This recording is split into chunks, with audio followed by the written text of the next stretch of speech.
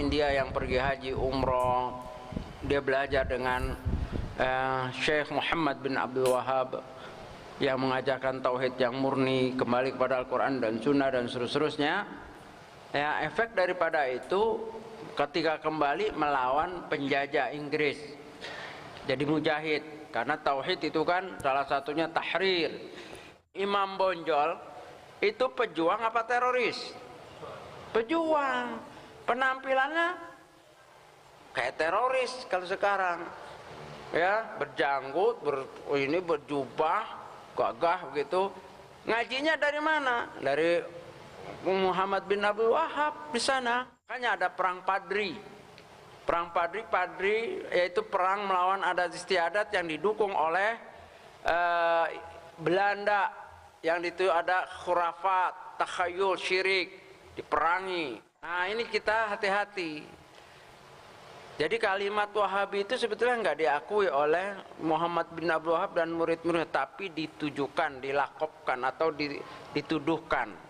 Tapi sekarang sudah ma'ruf, yang disebut Wahabi sekarang maksudnya adalah orang-orang yang telah belajar.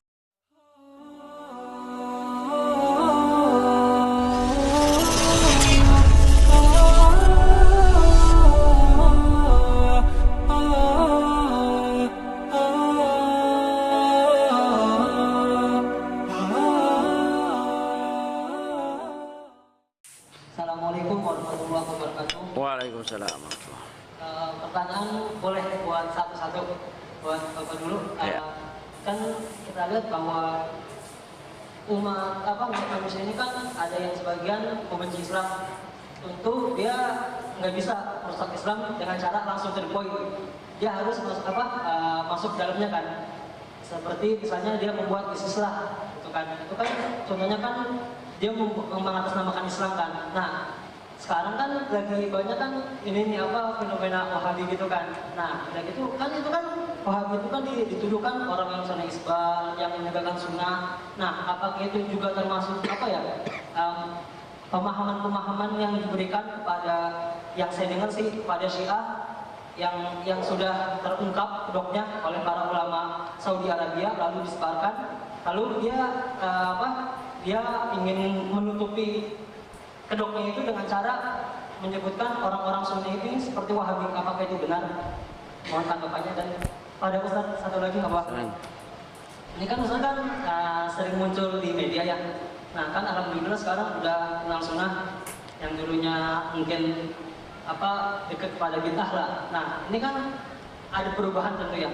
Nah kalau kita lihat di media ini kan jarang ya ustaz-ustaz sunnah kan berdakwah. Tentu yang dipilih ustaz-ustaz yang kebanyakan lah. Nah itu apakah di media itu ustaz-ustaz sunnah ini susah untuk mendapatkan tempat di media untuk berdakwah secara ma'ruf nahi munkar? Terima kasih. Jazakallahu khairan. Assalamualaikum warahmatullahi wabarakatuh. Waalaikumsalam. Jawab dulu langsung ya. Ya. Ya, memang sebetulnya kelompok Wahabi itu nggak ada. Tapi dimunculkan oleh Inggris ketika orang-orang India yang pergi haji umroh, dia belajar dengan Syekh Muhammad bin Abdul Wahab yang mengajarkan tauhid yang murni, kembali kepada Al-Quran dan Sunnah dan seterusnya. Ya, efek daripada itu ketika kembali melawan penjajah Inggris, jadi mujahid, karena tauhid itu kan salah satunya tahrir, ya, memerdekakan, ya, penyembahan kepada manusia kepada Rabbnya manusia, ya, tahrir min ibadil ibad ila rabbil ibad. Nah, perjuangan ini mengganggu penjajah. Nah, dengan mudah Inggris menyebut ini kelompok Wahabi. Kenapa? Karena memang ada kata Wahabi yang ditakuti sejak abad 2, yang dibangun oleh tokoh Khawarij Ibadiyah, yaitu Abdul Wahab bin Abdurrahman Rustumiyah. Ini memang Khawarij, membunuh Ahlussunnah. Jadi kata Wahabi memang sudah ditakuti sejak abad kedua. Nah, Inggris itu bukan bodoh, penjajah yang pinter. Mereka tahu sejarah. Ini kalau ditujukan kepada perjuang ini, kata Wahabi, mesti akan dilawan oleh orang Islam sendiri. Sejak itu pejuang-pejuang yang telah memahami tauhid dilawan oleh orang Islam yang salah paham, digembar-gemborkan oleh Inggris sampai sekarang. Dengan ciri-ciri, contohnya saya tanya sekarang, Imam Bonjol itu pejuang apa teroris? Pejuang. Penampilannya kayak teroris kalau sekarang, ya, berjanggut, ini berjubah, gagah begitu. Ngajinya dari mana? Dari Muhammad bin Abdul Wahab di sana, di Saudi dia berubah, memurnikan. Makanya ada perang Padri. Perang Padri yaitu perang melawan adat istiadat yang didukung oleh Belanda. Yang itu ada khurafat, takhayul, syirik, diperangi. Itulah pahlawan, pahlawan akidah, pahlawan kebenaran. Nah, ini kita hati-hati. Jadi kalimat Wahabi itu sebetulnya nggak diakui oleh Muhammad bin Abdul Wahab dan murid-muridnya, tapi ditujukan, dilakopkan atau dituduhkan. Tapi sekarang sudah ma'ruf. Yang disebut Wahabi sekarang maksudnya adalah orang-orang yang telah belajar atau menimba ilmu dari Syekh Muhammad bin Abdul Wahab. Dan ini sangat sekali tidak berbahaya, ya. Lain dengan Wahabi yang ketika Abdul Wahab bin Abdurrahman Rustum itu memang khawarid ibadiyah. Saya pernah diskusi seperti ini di UIN, diundang. Pembicaranya diantaranya Muqsid Ghazali, pengganti daripada Ulil Absar, dan ngabalin itu. Ngabalin saya, nama pengamat intelijen itu Wawan Purwanto. Ya, saya terangkan salah satunya tentang Wahabi. Ya gini, bapak-bapak kan orang yang berakal, ilmiah. Kumpulkan aja bukunya Muhammad bin Abdul Wahab, di mana lembaran-lembarannya, cari di situ kalau ada yang mengajarkan untuk teror, ya, mengajarkan radikal ekstrim, kita bedah. Saya sebutkan buku-bukunya, Ushulus Tsalatsa, ya, atau Kitabut Tauhid, Kashfus Syubhat, Qawaidul Arba'ah dan seterusnya. Tidak ada Ar-Risalah kepada Qabail, ya, terus sirah Nabi SAW, talkhis sirah Nabi, enggak ada. Kan kalau manusia dilihat dari karyanya kan, kayak istilah kita itu, kalau macan mati meninggalkan belangnya. Ingat loh, macan bukan orang. Kalau manusia dari apa? Ya dia karyanya. Ulama dikenal itu dari bukunya. Imam Syafi'i apa bukunya, apa karyanya? Imam Bukhari dilihat dari kitab Sahih Bukhari dan kitab-kitab yang lainnya. Begitu juga Muhammad bin Abdul Wahab, lihat kitabnya. Kalau ada satu bab atau dua bab mengajarkan membunuh apa mengajarkan teror, ya, kitab apa halamannya berapa. Itulah keilmiahan. Akhirnya ketika diskusi itu tidak ada yang jawab, profesor-profesor. Ya, akhirnya ya istilahnya, nah ini sekali lagi jangan mudah menuduh. Oh ini kelompok teroris, oh ini Wahabi teroris. Wahabi yang mana? Kalau Wahabi Abdul Wahab bin Abdurrahman Rustum memang teroris, memang dia menyebar teror, membunuh keturunan sahabat dan ahlu sunnah. Ya, tapi kalau istilah Wahabi sekarang dikaitkan dengan orang yang telah belajar lulusan Madinah, tidak ada. Mereka menyebarkan Islam rahmatan lil alamin. Bahkan mereka sangat membantu program-program pemerintah untuk menerangkan haramnya radikalisme, terorisme begitu. Ya, kan nggak mengganggu, orang janggut kan nggak mengganggu kan. Orang pakai celana cingkrang mengganggu nggak? Di kantor mengganggu nggak enak kelihatannya, nggak begitu kan? Ya, yang nggak enak kelihatannya nggak pakai apa-apa. Orang pakai purda kok mengganggu?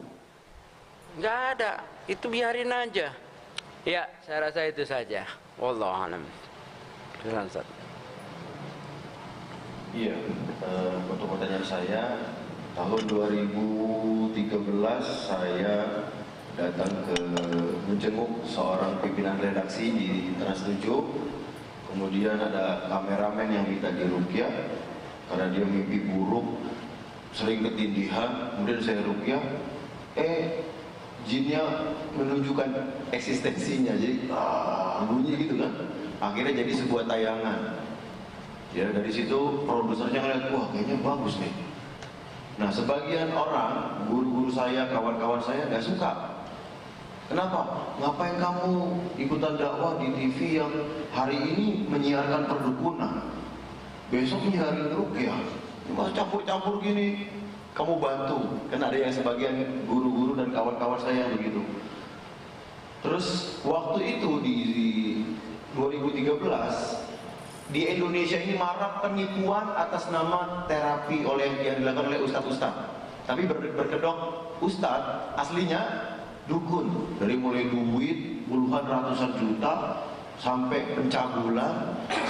Saya menginginkan umat ngerti ini loh ruqyah dari Rasulullah SAW. Jadi saya dengerin nasihat dari guru dan ustadz-ustadz saya yang lain. Dakwah aja udah. Akhirnya saya dakwah 2013 sampai kemarin. Dan selama itu, selama hampir 2 tahun saya dengerin nasihat mereka. Kamu antum ngaji lagi lah, kebanyakan ngeruqyah kamu.